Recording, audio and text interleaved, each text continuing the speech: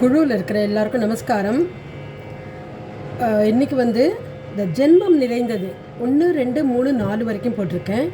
So இன்றைக்கி 5, 6 ரெண்டும் பாடலான்னு இருக்கேன். கேட்டு எல்லோரும் நல்லா கற்றுக்கணும். பிறப்பு இல்லாமலே நாளொன்றும் இல்லை, இறப்பு இல்லாமலே நாளொன்றும் இல்லை.